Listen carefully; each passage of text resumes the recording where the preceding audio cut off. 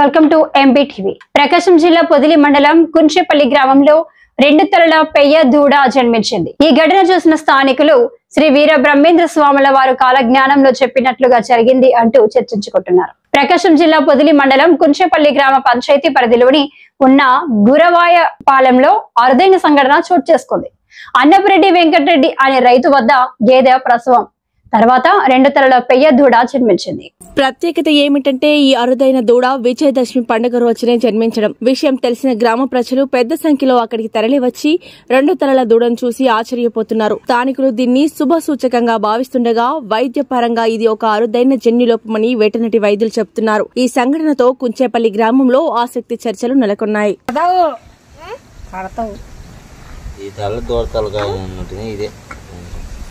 ఏం లేదు, లావు అనిపించలేకి మూతి పండిపోయేలాకి మనకి గాంభీరంగా వస్తుంది అంతే.